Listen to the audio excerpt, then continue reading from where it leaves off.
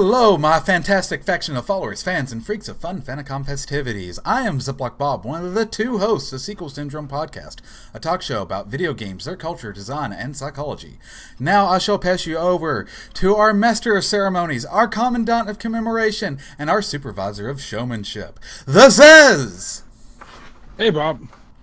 Today we are joined by two fellow BRGers. They are both on the Defective Discourse podcast, and one is a mainstay on the Bottle Rocket Gaming podcast, and one is a fill-in for the Bottle Rocket Gaming podcast. Component Z and Warped Jester. How are you guys doing? Doing good. The question is, which one's which? You didn't say which one's the fill-in and which one's the regular. If you look at the screen,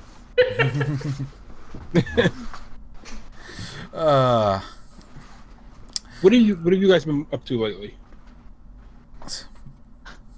CZ? I've just been doing some streaming. Got the Defective Discord podcast like we were talking about. Mm-hmm. What about you?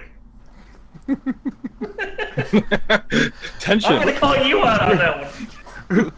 Real life has been busy, so a lot of my time has been kind of sucked up with media. So I've been gulping down some audiobooks for the Wheel of Time series and reading side by side with my wife. She does Dead Tree, I do audiobooks. And then wait. a lot of... I know I didn't hear that right. Your wife's a Dead Tree? She does Dead Tree, like paper books. She does... Okay. Like I said, I didn't think I heard that right. Were you having flashbacks to the first Evil Dead movie? I have actually never seen an Evil Dead movie. For you people who don't know, or basically for you people who do know, you know what scene I'm talking about. Yeah, you know what we're talking about. If you don't, go watch it. It gives a whole new definition to catching wood.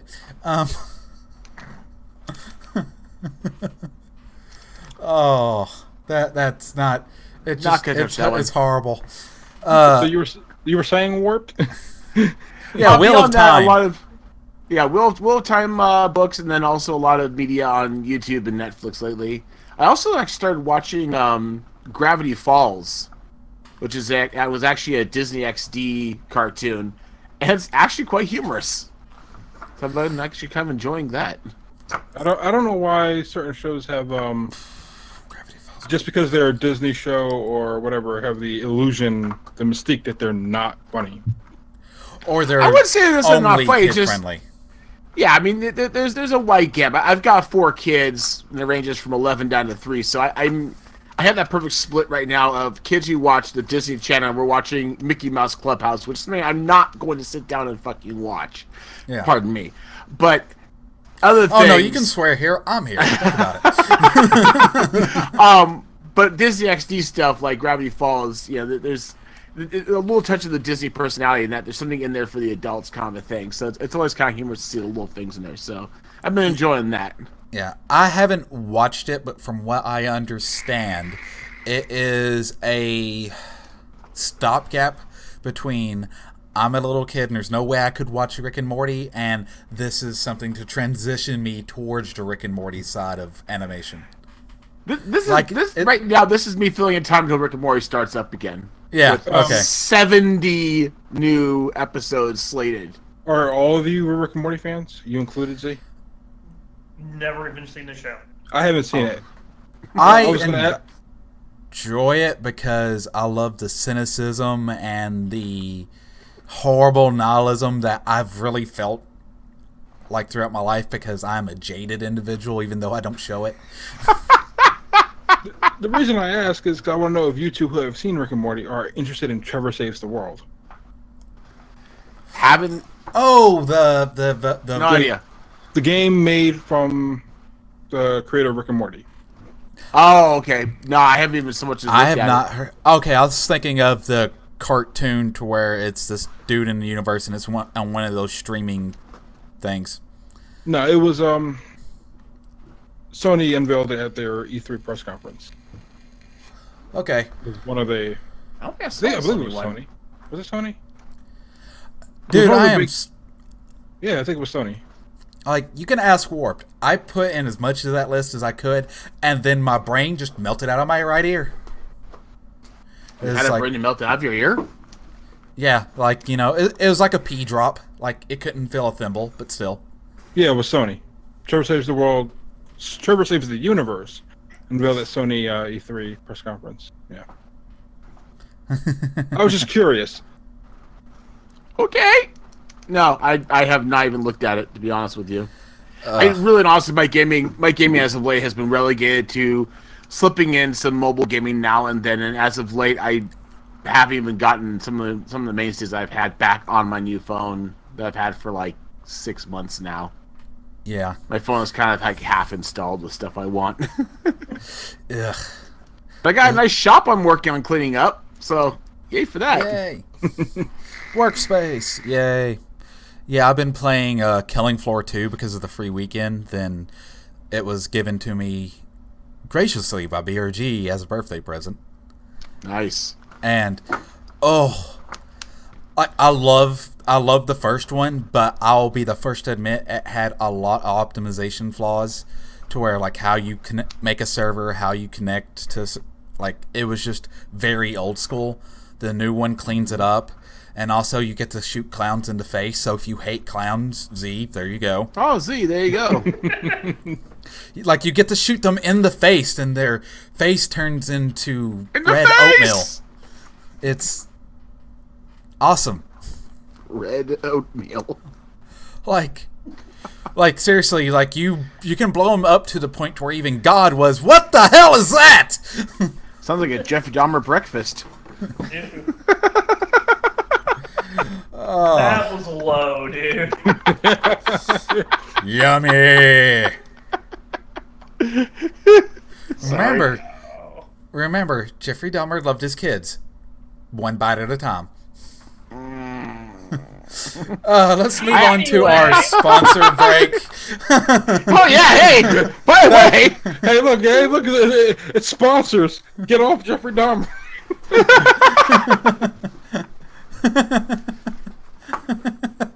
Even the chat is like, Jesus, Bob. So, for our first unofficial sponsor, GatherBot, the Opera event, is the bot that we use to fund a show. Whether it be through the free tip system, where you use mobile games and such, or just direct donations to the stream directly through GatherBot, is how we all keep this up and running, and how we try to, upgrade my potato to where maybe I'll get a potato plus. Hopefully it doesn't turn into GLaDOS, though. so is that like a yam? Yes, because when I get it, I'll be like, sweet. So it's a sweet potato. We also want to send a special shout out to everyone who cheers, subs, and uses Twitch Prime. Twitch Prime is a way to watch this ad-free on Twitch by linking your Amazon Prime account with your Twitch account. And lastly, our charity for the month of June, StackUp.org. Founded in 2015, StackUp brings both veterans and civilian supporters together through a shared love of video gaming through their primary programs, the Stacks, Supply Crates, Air Assaults, and the StackUp Overwatch program, or STOP for short. Zez, can you tell the fine folks out there about the Stacks? The Stacks are a local group of volunteers that support veterans through shared language of gaming to create support and create welcoming and enabling environments for those veterans. And just because they're all about the veterans, they do allow civilians in. It is a men's-only club sort of deal. But there's also the Stack Up Overwatch program, which is a program connecting veterans coping with PTSD or just dealing with the general craziness that is transitioning to civilian life, or they are just having a bad day, with veteran and civilian volunteers called the Stop Squad, who are available 24/7, 365, and are trained to be able to help guide people through this and put them in contact with further things that they can, if, say, they need to have like suicide prevention step in and that sort of stuff.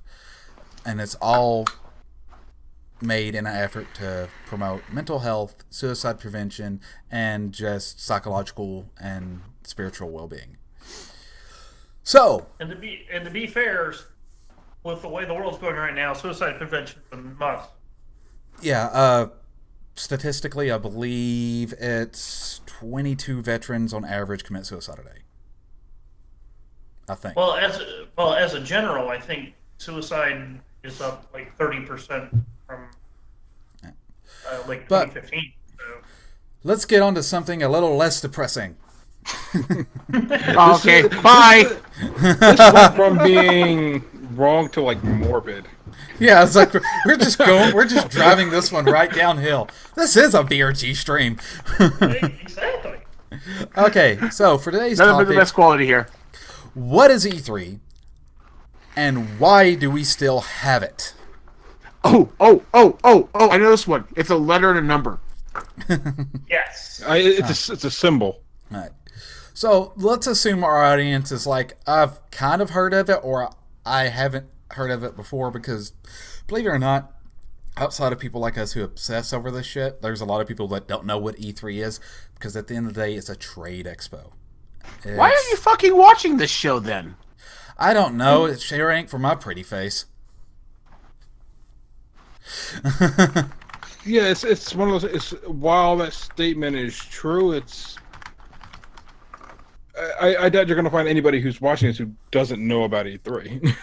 Well, So okay. let's start with the name. E3. Electronic Entertainment Expo. Right. Literally just that. Yeah. It's who is it that runs Still it? makes, By still the makes way- more sense than PAX. Yeah. PAX That's Penny just- Arcade Expo. Right. It's like it should be Pay. Yeah. PAE. Yeah. Never mind. No, I agree. But well, you don't hear the E in Expo though. True. It's tacked onto the X. Soft sound. X makes it cooler. Because we're extreme from the 90s. Dude! We're Mountain Dew Doritos. Well, I mean, to be fair, technically, E3 did actually start out in the 90s. Yeah. So- Yeah.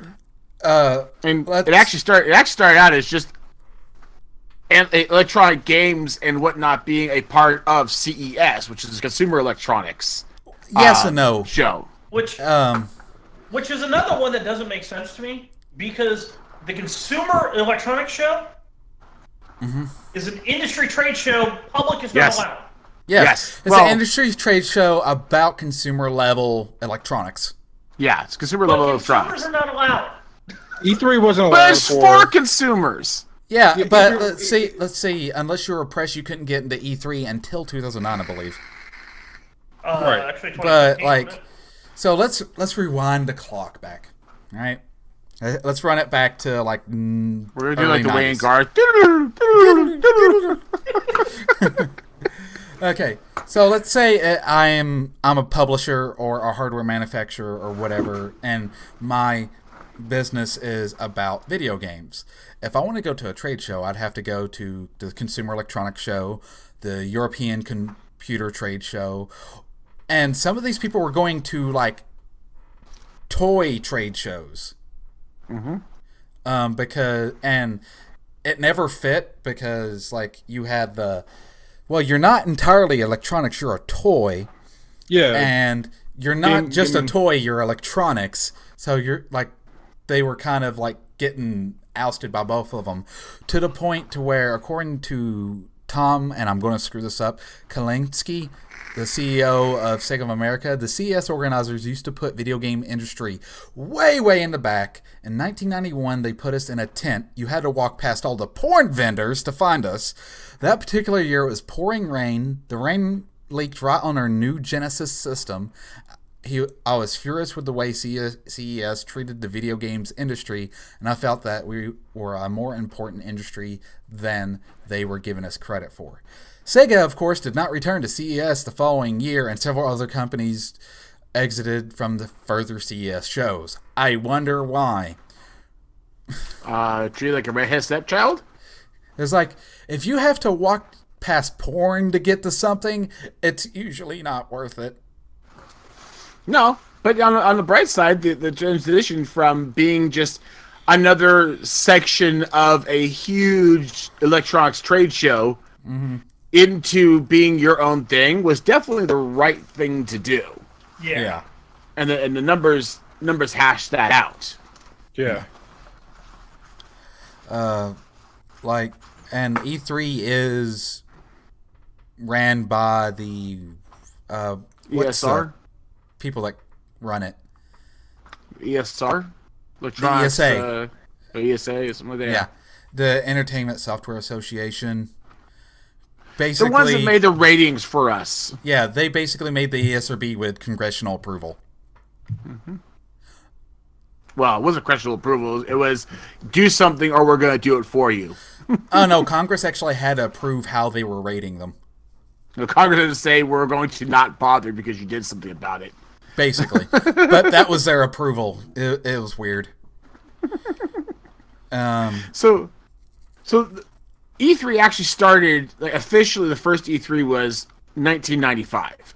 Yes. And the fanfare for that, it was hosted in LA, and its first year pulled in 50,000 attendees. This was one of the most successful, well, of any time. This is kind of one of the most successful launches of an expo in America, hands down, bar none. Now, they did have a few aces in the hole on those, because there were a couple of announcements that got made in that first E3. They were a pretty big deal. The most notable of which was the first PlayStation. That was announced there. Yeah, isn't that the infamous $2.99 comment?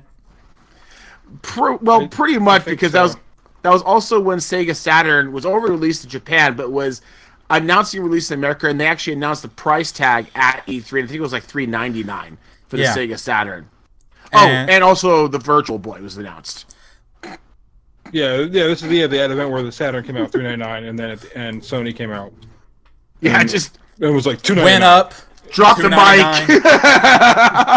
Yeah, seriously. Yeah. It's like, peace out, bitches.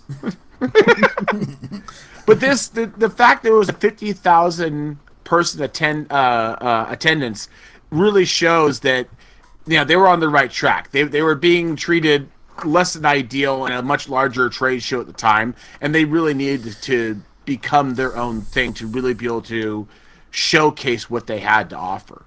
Oh, yeah, and the thing is E3 is not the only trade show. There's trade shows for indie devs. Like, that are just very indie dev or, like, region-based and stuff, but E3 is the premiere for the entire industry. That's why everybody makes a big deal of it. That's why I jokingly call E3, because my birthday is in June, the video game industry's gift to me every year. Because it's just like, happy birthday, here's all the shit we're making for you. And I'm just like,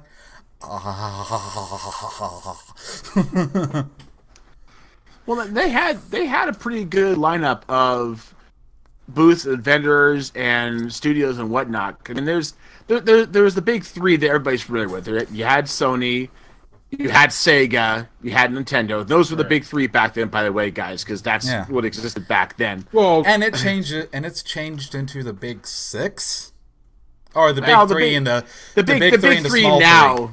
The big three now is Microsoft and Sony and Nintendo. Yeah, but Sony wasn't really a big three back then, though, was it?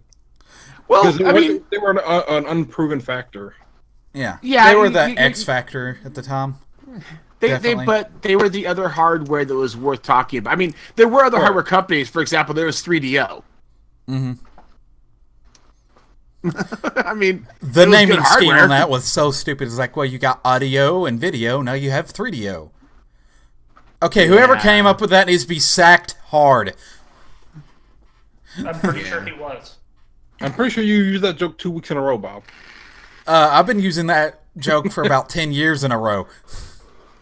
But it's not good practice to use that 2 shows in a row. At least every third. Yeah, but still, I'm just like, no. But what's currently the big conferences that happen are Nintendo, Microsoft, Sony, Bethesda, EA, and Ubisoft. And every year, it's a competition on who can fuck up the worst, EA and Ubisoft. I think EA's got the lead on this one. Like last year, Ubisoft's little dance thing. Oh. Their dance thing was good this year, though. Yeah, this year it was good. Last year it was rough. It was But like they a pulled it tiny out with bit- Raven Rabbids. Or the Mario Rabbids thing. So E3 has had an interesting history because it wasn't just here we are and it's been steady state ever since. Because they had the first couple of years for 95, 96, they were in LA and they were gangbusters. In 96, they had 57,000 attendees. So they had a nice growth. They had 467 companies there with over 1,700 titles. And then there was some issues with the venue and whatnot. Contract fuckery. Yeah, and so they ended up moving to Atlanta, Georgia. My neck of the woods. My neck of the woods. And to be fair, there was a stunt to the growth because in '97 they went to Atlanta and they had only 40,000 people. Yeah, late 90s. Like now, Atlanta could easily be a scene for it because you have things like the Georgia Game Developers Association, which full disclosure, I'm a former member of on the student level. When I went to school, you got that for free. But not only, but you also have like Marvel Studios is big in Atlanta. Mm-hmm. If you were to put out like, let's say they had it this year and put Spider-Man there, that would have been a big pull in Atlanta. Yeah. Yeah, That game looks but permanent like, hell. there's a ton of indie devs and stuff like that. To where it's like, yeah, that it would have a good scene for it there. And Yeah. now, but in the late '90s, that was not the case, unfortunately, at all. Oh, but even that said, for back then when Atlanta, Georgia was not the place for this, 40,000 at the first kick, and the very second year, 70,000 attendees. Mm-hmm. So they pulled the crowds to them wherever they went. So again, this is proof again that E3 was a necessity. We're talking 98 now. This was big deal because this is really I actually have a little when insight getting on hard. this. Now that I remember, because you remember the '96 Olympics were in Atlanta, right? Yep. And The summer, every time, right? Summer Olympics. every time there's a city that hosts the Olympics, it costs so much money that yes, they make a lot of money in tourism, but it costs so money in setup and stuff that they have to find other big things to help ease them back into a normal fiscal situation. And that's probably exactly what happened those 2 years. That could be. It makes sense. 'Cause Yeah, they actually did really well. Mm-hmm. And that was 70,000 attendees. Holy crap! yeah. And again, this isn't a very non-typical place. Usually, most like expos of any sort are going to be in LA or in Nevada. That's where LA, you do things like Nevada, or if it's San on the Diego. East Coast, it's going to be in New York or in the Boston areas. You also have San Diego with Comic-Con. Yeah. This. No, True. but San Diego is Comic-Con. That's Right. that's a its own huge venue. expo. yeah. But we're that's talking about video. one expo. I'm talking about standards. Well, and to be fair, speaking of Atlanta, Atlanta does have Dragon Con, which is probably the East Coast's largest comic convention. Been Yeah, there. I It's not think just it's a been comic like second convention. largest. It's a giant fandom convention because that's how I was introduced to SWTOR. No, Star Wars: The Old Republic online. The SWTOR. Old Republic. SWTOR. Because Yeah, I thought it SWTOR. was a KOTOR convention because it's been, or like It's fan okay. meetup. I think they have a pill to get rid of that. Because it's Sorry, been you got so introduced to that long. So yeah, Like I've going been to there con game 3 syphilis. times. It's like 5 blocks and 4 hotels in Atlanta. It's insane. But back on to the subject. Yeah, hasn't E3 been in LA ever since? Same venue. Yeah. Actually, as of 1999, they came back to LA, but things were a little bit odd. Because when they came back to LA, they came back with their usual fervor. And then there was some weirdness about how they were going to do the LA thing. Because they came back, it was just like back to the usual thing. Like 2000 was 45,000 attendees. I think 2001 was 62,000. So it kept bolstering right up until I think the high was like 70,000 hit high. But then in 2007, they decided to be different, and they decided to close down E3 to a very. It was a very kind of invite only, very restricted. And this is around the time that they kind of felt that like bloggers weren't professional attendees, and they restricted that. So you only had. There was another convention to where bloggers killed it because nobody that was there for business reasons to check out vendors, like big media or like, hey, I want to buy into your product sort of people could get to anybody because there was just that many of those fuckers there. Yeah. So they went too far in one direction, and that was a huge upset. Well, it was a two-pronged thing too, because one was restricted who could be there. And the other was they didn't have a huge convention hall that everybody was housed in. It was scattered amongst a whole bunch of hotel ballrooms.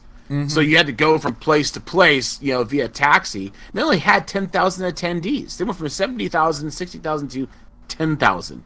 And they did that for 2 years. Yeah, that's the one thing I can say about Dragon Con. Yes, it's 5 blocks, but all 5 blocks are connected. And it's packed with, stuff to do.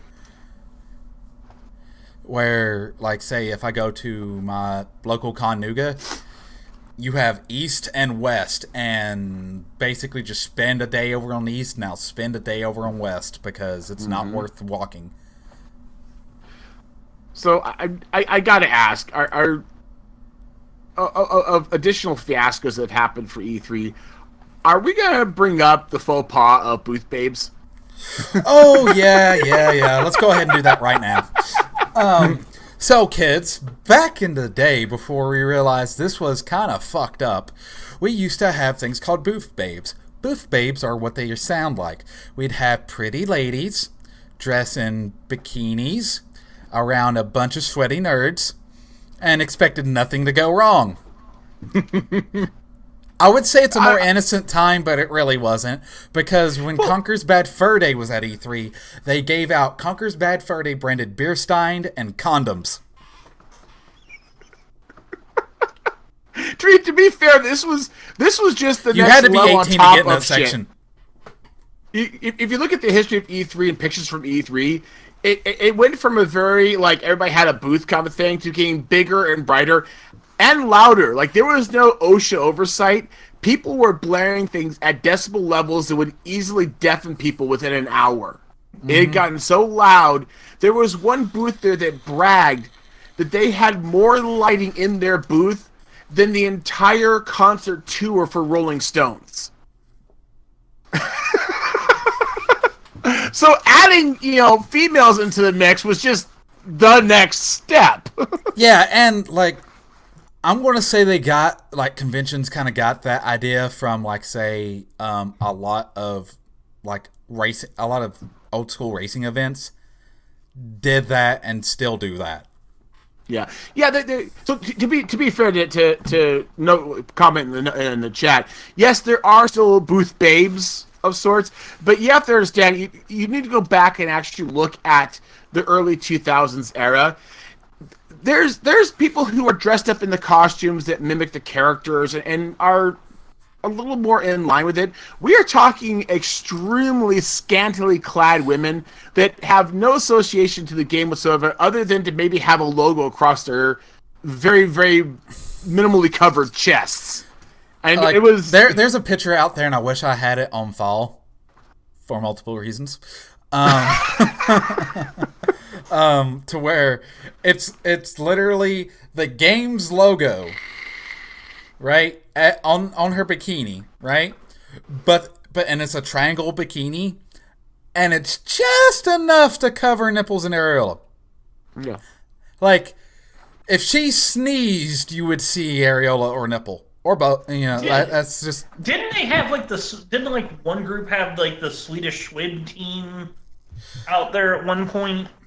Or EA send to win entire like Lakers cheerleaders. Yeah, you name it. I mean, they were there to be eye candy, and nobody was being even like sly about it. That. It was just they wanted to draw more people in, and it was a very guy-centric event. So of course you have the opposite sex showing things off to get them to come in. That's all they were. They were there to attract men. It's like, how do we get more gamers in here? Ass and titties. Because gamers are guys, right? Mm-hmm. And if they're chicks, they gotta be bi. But I doubt they're chicks. Like, that's like how sort of backwards thinking it was. Like, the fuck? And we officially lost work. Now that we've done the promer part, I'm just waiting for him to get fucking zapped. I'm gonna have a shot collar, and Zez is gonna have a button to press when I go too far. I endorse this idea. But let's Lance can buy a BRG. fund this shit like a over the internet shot collar. Ooh, I like this idea. Well, How do I tie it out? I would believe it's doable. I believe that you would need a USB connected shock collar. No, I could connect it Bluetooth. to my computer via Bluetooth. Have an app that calls out to your computer. Yeah, still same idea though. Yeah. 1,000 bits you can zap Bob. Similar to like interactive. Okay, toys. let's move on before we give myself a dumb idea and actually go through with it. Because here's the thing, I actually know people in engineering that would make this shit. So Yes, Mouse. Yes. Yes, $10 is about fair. How about that, Bob? $10 donations get you shocked. I'm cool with that. See, I if mean, you would really it be want too to do much? it right? Would it be too much to point out that you totally overshot it and I would have done it for 5? So what you really Stop need being to bad do at here, business, Bob. what you need to do here is have a competitive group game you can stream online and have shot collars on every person so that you can donate to the other people to shock them to help your person out. So That is things fucked. like for example, the new Smash Brothers Ultimate. I like Zez, so I'm gonna go ahead and spend $20 to shock the crap out of Z and Bob. Yeah, make it $30 so I can shock Bob twice. I got All right. This would be so entertaining, but I don't know if how long we would last on Twitch with that. They're like, this is dangerous. No, it's therapy. Like, how'd you make $100,000 in a day? No idea. I don't remember the last 6 hours of my life. Are there lingering after effects? No. Hunger Games BRG No. All right, moving on to the big question. All right. Why should we have, or why shouldn't we have, E3 in today's world? There's some arguments for and against on why we should have it, right? Are we starting with the fours or the against? A little bit of both. First, let's start off with the fours. First thing that a lot of people point out that is like, yeah, we should have E3 is that it's a trade show that's not just for the public, but for vendors and publishers to figure out what to sell, who to sell to, and what titles to pick up if they're like a publisher, right? Mm-hmm. You know, a lot of indie devs have been picked up like using these trade shows.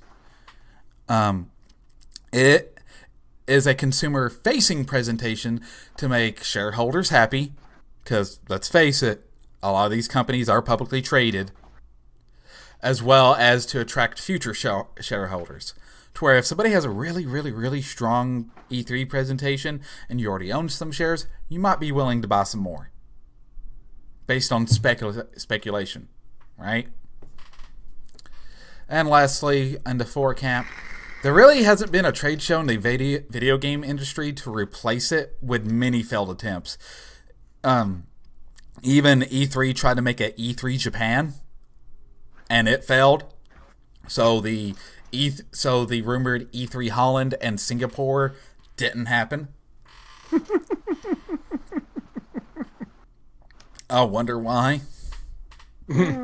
Like, the thing about E3, there's just so much that you can only do this shit once a year. There really is, but I mean, to that end, though, it like you said, there's a lot of good sides to getting screen time for people to sample the games, to get user feedback, to start seeing what's coming up,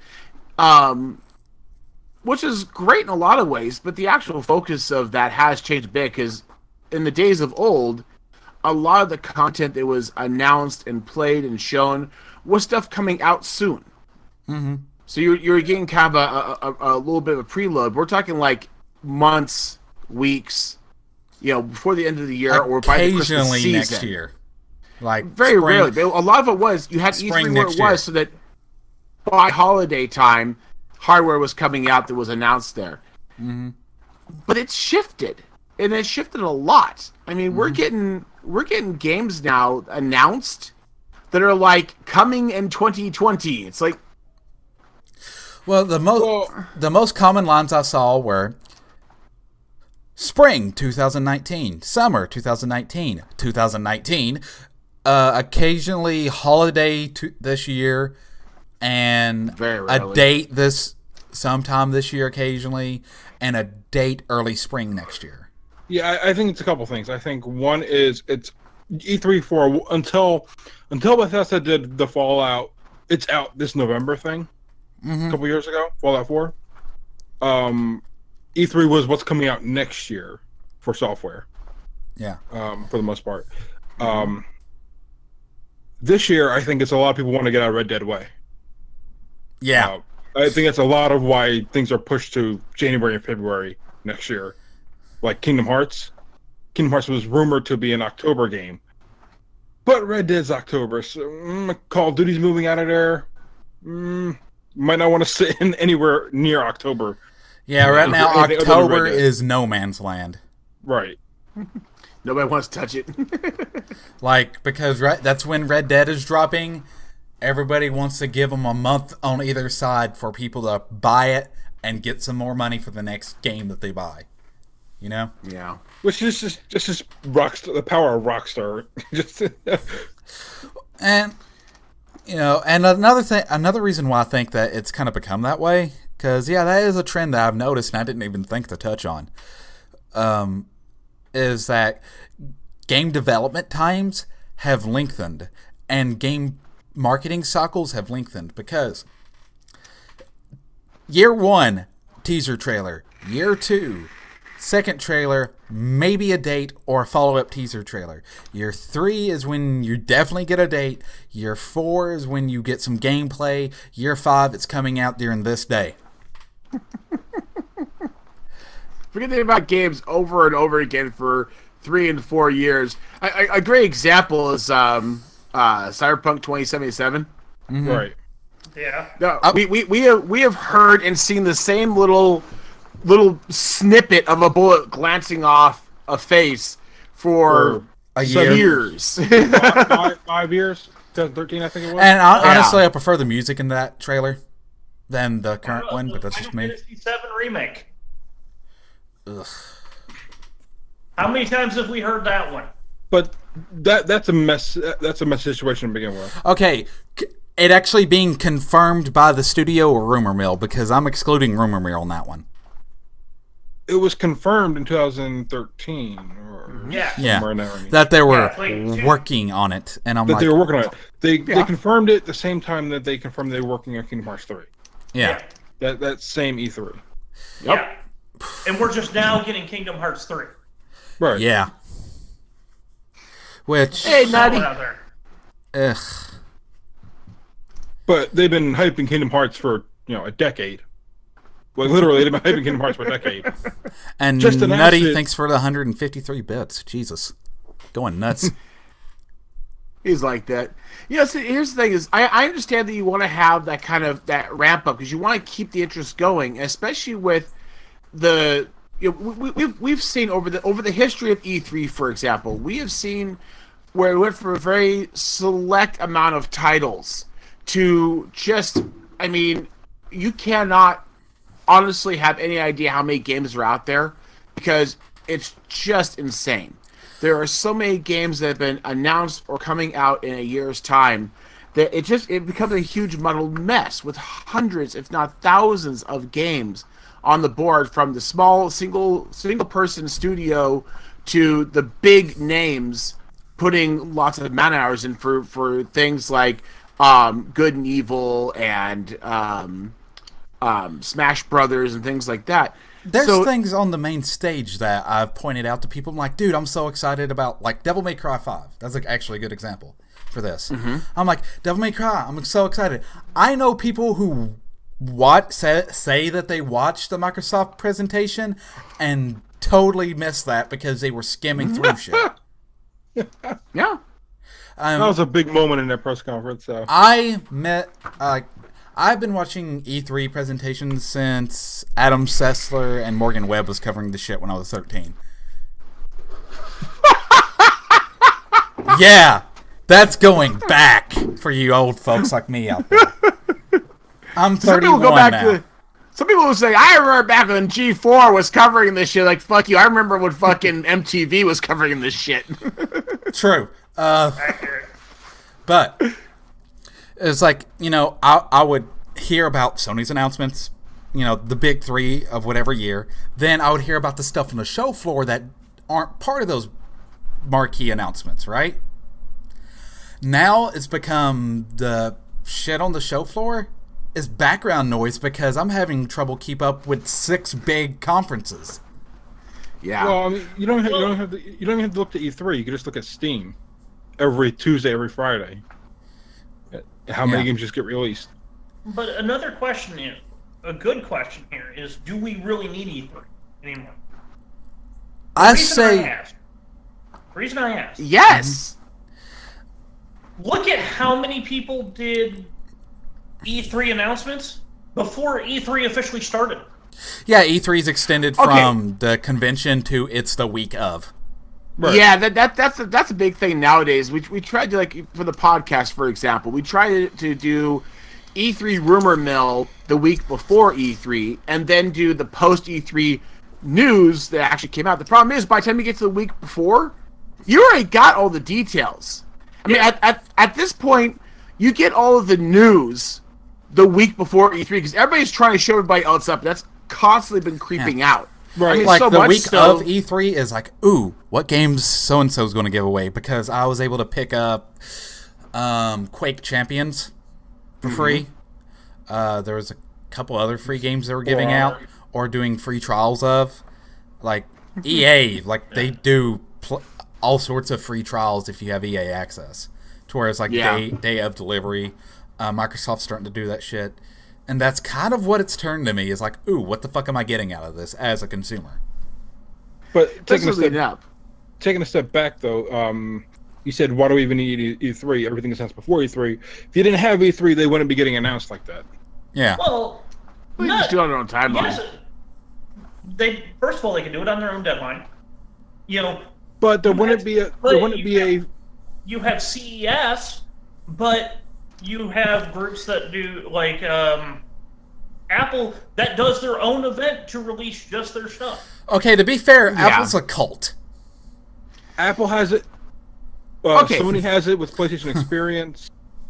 But the thing is, Nintendo has Nintendo Direct, which is part of E3. But yes and no, because they do directs year round. Yeah, they do monthly directs. No, but their big direct is usually E3. They don't have Yeah, Activision Blizzard does have their own stuff, but they're also small enough in some ways to get away with that. There has been a trend in the last few years. It's kind of backed up a bit, but it looked like E3 was dying because everybody kept pulling out of E3 to do their own thing before E3. Like EA was like, we're doing our own EA event before E3. Mm-hmm. But everybody treated that as part of E3. I mean, like we really did. You're talking about doing it other places. that doesn't work.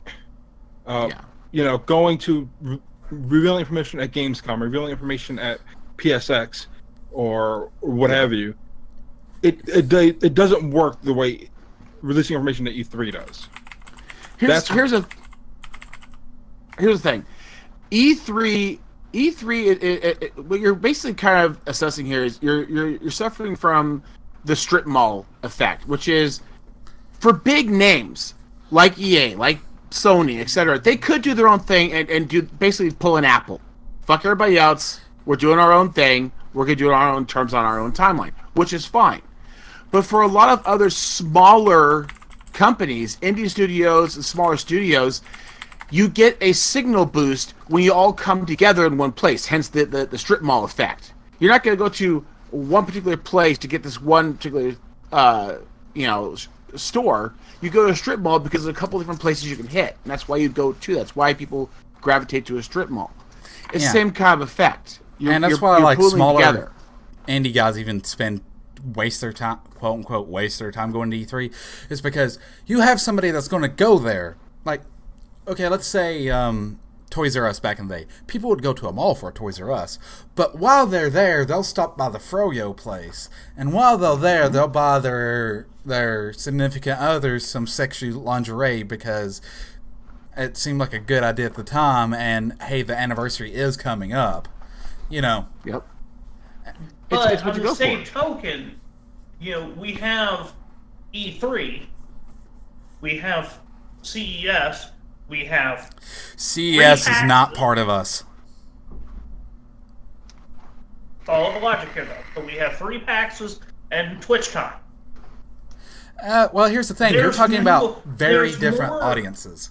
Yeah. But there are more outlets than just E3. I think E3 is becoming heavily overrated.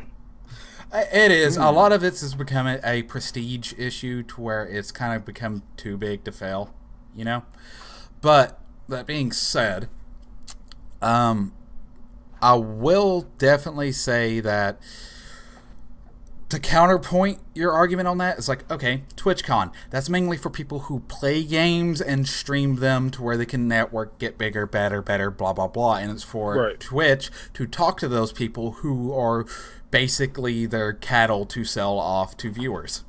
Yeah, PAX is a place for the general audience to experience games that may not be out yet, maybe in early access, that kind of thing. PAX is not a trade show.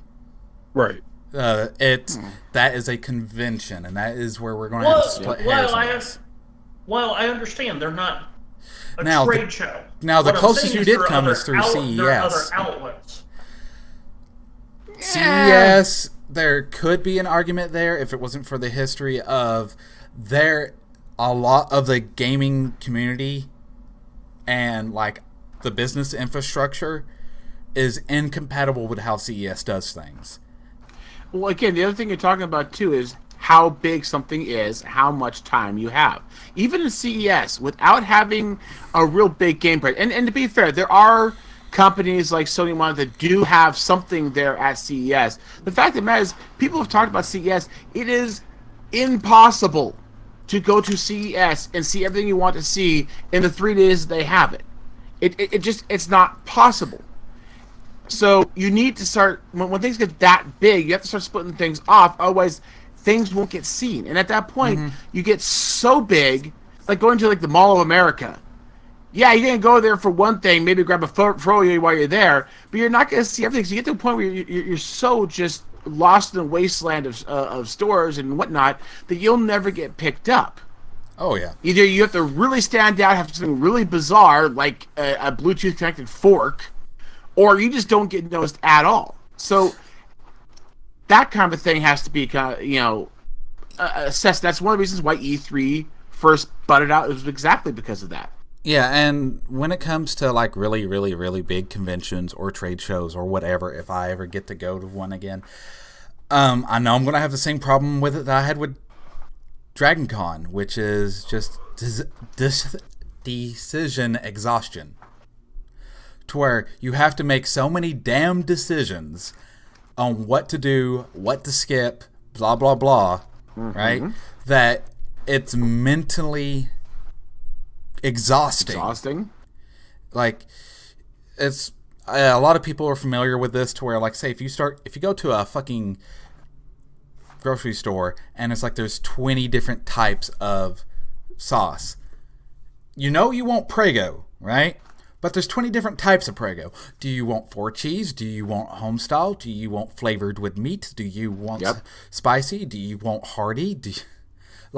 It's just like, and that's just for one fucking can of pasta sauce, and it gets exhausting. But this is where you go back to. I think some of the points that kind of prove the need for E3 go so far as the attendance value, and also to kind of echo what Ark is saying, is you need to stand out above the crowd. And look at the early E3s we talked about, was getting louder, getting brighter, getting booth babes. Everybody kept trying to one-up each other because there's so much going on there that you're trying to stand out above the crowd. You're trying to shout louder than everybody else to be seen. I honestly think, yes, while there's kind of things that are similar-esque, or ultimately could end up morphing into the replacement to E3 if E3 suddenly disappeared, there's nothing that's really geared towards what E3 does. It is meant to be a business expo for consulting, connections, etc., whereas PAX is kind of a, here's what's going on, it's a convention, or like TwitchCon is very focused on a single thing, which is Twitch. It's made for that particular entity. It's a different thing. Yeah. And, like, the announcements still to this day are not called, the Bethesda announcements. It's the Bethesda press conference. Yep. Or showcase. Press conference. Oh, and just on the point of Bethesda, oh my god, fucking 76. Yeah. I'm on the fence because it's a multiplayer only game. Well, and here's another plus about E3. The trailers. The trailers you get to see at E3 are fucking great. Oh my god. And the memes. Like, when they did, and this is going to sound a little fucked up because I am going to throw an accent on this to try to mimic the guy, but when the creator for DMC come out, is like, English is hard. Matt, you do it, and pats him on the shoulder. I busted out laughing because I have a lot of friends where their English is not their second language. It's more like their fucking fifth. And they understand that. But going on top of that, what about the Doom one? I think it was Doom? Where he had the small dude and the tall dude come out? Yeah. Might have been Doom, might not have been.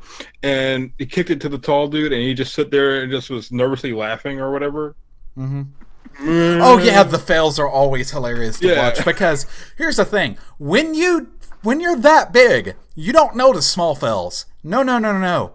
Because when you're on that big of a stage, the fails are of such a monumental proportion. It's fucking beautiful. Hey, get your press. Like, you gotta stand out. Yeah, because the guy who did Unravel, the guy who created Unravel. That guy had a goofy wave. He was at what? That guy had a goofy wave goodbye. He looked like he's having a stroke midway through it. Well, he was so nervous and so emotional when he revealed E3, when he revealed Unravel at E3. Mm-hmm. That it sold a lot of copies of that game. Yeah, just because you could see the passion in him. Or like the meme from 2017 with the Mario Rabbids and the dude crying when Shigeru Miyamoto gave him props. He's just like, listen, as somebody who's like been following this stuff, or at least playing games since I was not even old enough to read, and if I was put in a situation where I made a game starring Mario and Shigeru fucking gave me props on it, Waterworks would happen too. But that got memed so much. And it's in an all good fun way. Like, they weren't making fun of him. Because there's a lot of good spirit there. For the record, Bob still plays games and still can't read. Or spell. Screw you, I learned how to read by using Ultima. Well, really? Can you spell the word warped? Hey! I can read, I can write. I have fat fingers. Hey, we are joined today by Warped Jester. Sorry for the confusion, everybody. You know what's funny is I'm going to edit this out and actually put the proper shit up in post. So, actually, no, I'm not going to edit this out. He didn't spell it right, for the record. Accurate. Anyways, some other great things at E3, and I think it's kind of the maturing of E3 is they have kind of dialed back the loud, dialed back the bright, dialed back the booth babes, and a lot of companies are starting to have fun with being a little less serious and a little more witty about things. And a great example, I think one of the best examples is Bethesda's announcement of the very special edition of Skyrim on Alexa. Awesome. Yes. Awesome. And it works on smart fridges too. and it's real. You can go play Skyrim on Alexa. They got Peel to help with the commercial. And I seriously. I want them to actually make Skyrim for the smart fridge, just so that when I'm playing it and I get like an ice breath from a dragon, I actually get ice all over me. That was such a great joke thrown in there that you didn't really consider that it was real. But it is. But it is. People at BRG have actually played it. Oh no! If you want to go one step further, like it's a time to where it's like, yeah, we know we fucked up. During the EA conference, like there was this past year of recording of this, there was a huge debacle with loot boxes, and it was like, with this game, there are no loot boxes. Microtransactions are cosmetic only.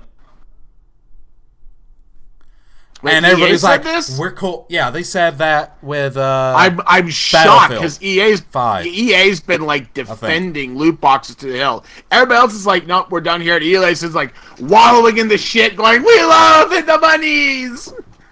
But yeah, it wasn't with all games. It was just with certain ones. They made sure to say that, and people were assuming. I have some people that's like, "Oh, so they're finally getting rid of." No. They're getting rid of it with certain games because apparently it didn't work with a Star Wars title. Apparently it didn't work with first-person shooters because it broke their systems.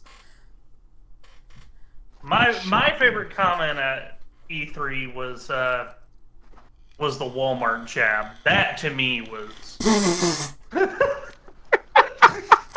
That was a cheat wow, a spit take with a vape. That's pretty impressive. It went up my nose and not in a comfortable way. That's what she said.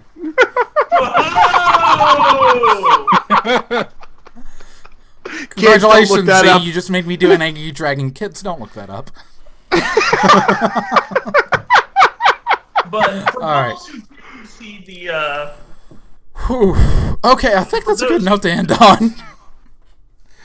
Hold on. I'm curious about what CZ's about to say. Yeah. Okay. I was just gonna let people know for those who didn't see what the Barb was about. So for those who didn't see Bethesda's show, they were bringing out Rage 2, which had gotten leaked through Walmart. Walmart Canada had leaked by accident. They're like, thank you, Walmart Canada. Yeah. You know, Walmart, home of low prices and being able to keep a secret. Oh, dear God. Ladies and gentlemen, I think that's pretty much our kind of responses on like how we feel about E3 and what it does mean to this industry.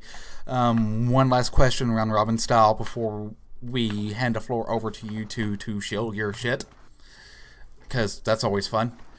The last question is, E3, where would you like to see it to go, even if you don't actually see it going there?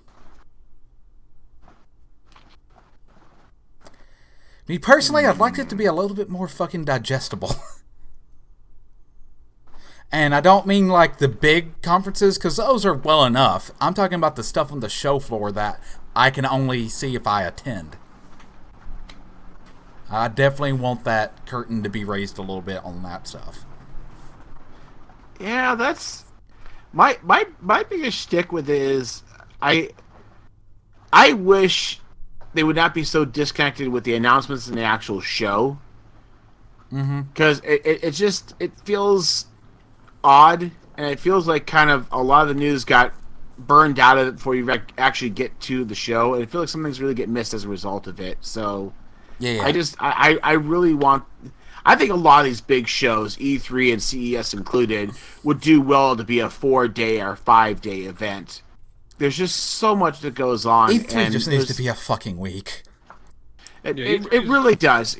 I know there's more small venue items that would be really, really cool to see. Yes, I mean, Smash Bros. Is great.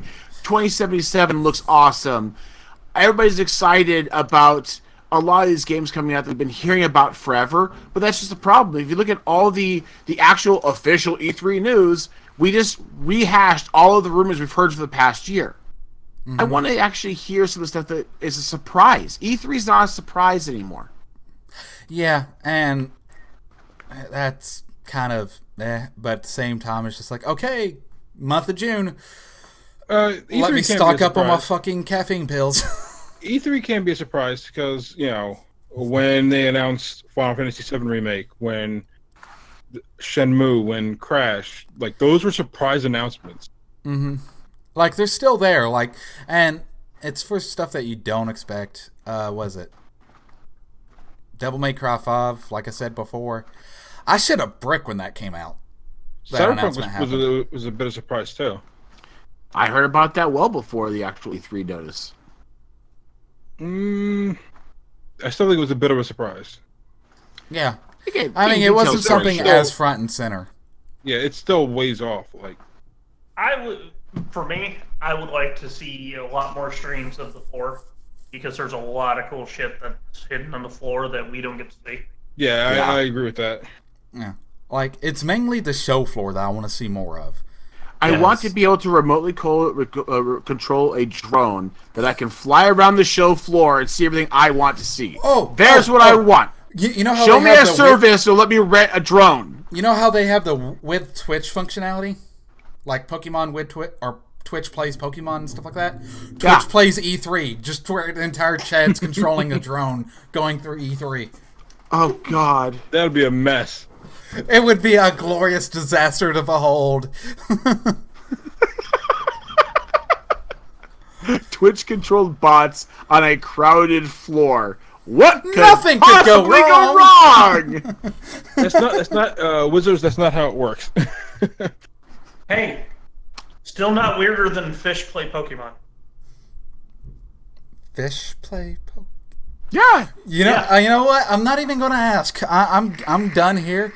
How about you guys tell us about all the wonderful things you do on the internet? You're gonna love this, Bob. You're gonna love this, Bob. Guy took a fish tank and drew the controls onto the side of the fish tank, and had a camera pointed at it that could register where the movement of the fish. So anytime they swam by B was pressed. Anytime they swam by A was pressed. They swam by the up arrow, up was pressed. Fish play Pokemon.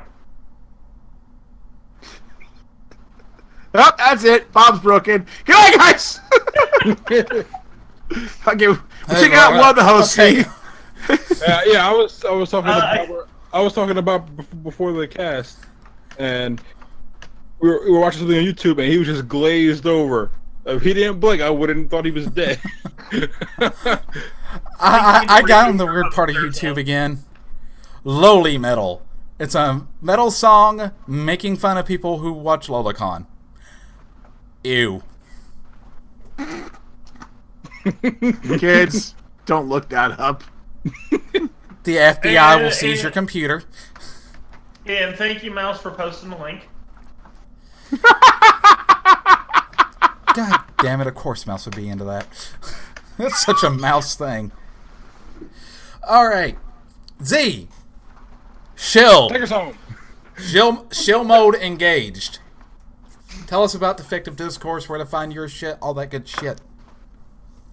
Well, Defective Discourse is a roundtable podcast where me and one of my co-hosts here, Warped, we hang out, we talk to people, we talk about what's going on in the news, and just get different people's opinions on what's going on in the world.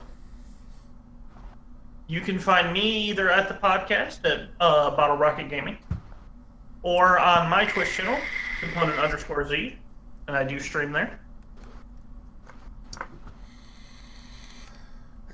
Or, All right. Or can Warped. we find you?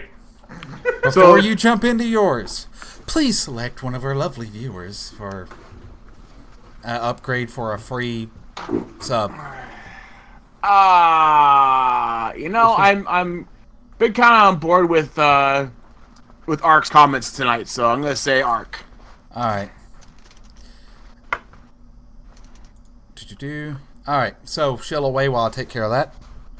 So, as Component C says, we are 2/3 of the whole when it comes to the defective discourse, a roundtable show. We literally get guests on in a roundtable format, including the chat room.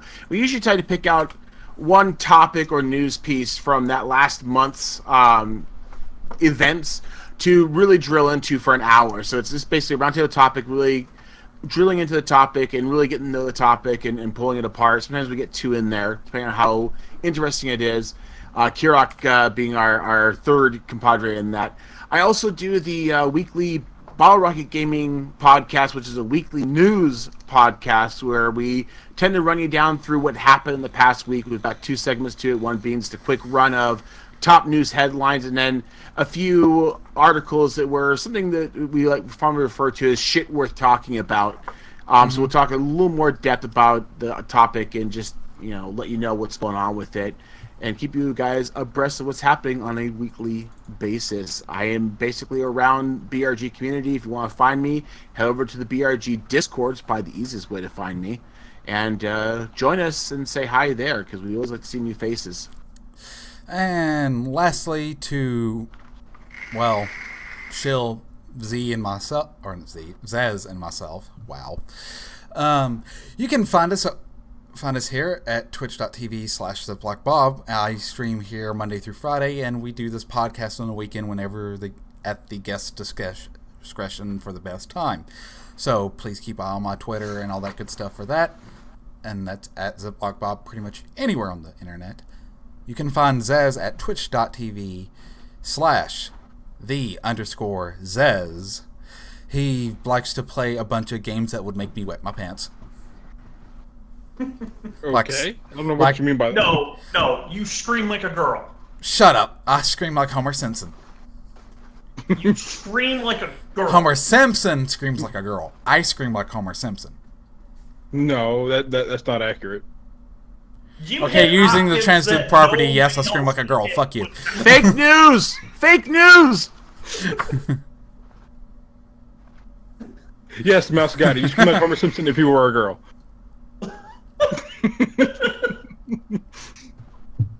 I can't deny that one. Shit. Anyways, lastly, this is recorded weekly. It is put on Bottle Rocket Gaming's YouTube channel, which you can find by going to youtube.com/BottleRocketGaming. And a special announcement, Bottle Rocket Gaming does have a Discord. You can find that by going to Bottle Rocket Gaming's Twitch and clicking on the Discord link, or by going to BottleRocketGaming.com and clicking on that Discord link, and that's where all the links to everything else is as well. Or the Bottle Rocket Gaming Twitch page. Yeah. That being said, we're going to be doing a giveaway during the summer sale to any BRGers. We're getting things set up on the back end on how that's getting done. But it's completely free to join. You don't have to pay any money. We just get giving away games to people so they can play with us. That being said, I've been ZiplockBob. He's been the Zez. He's been Component Z. He's been Misspelt Warped Jester. And we'll see you guys next time.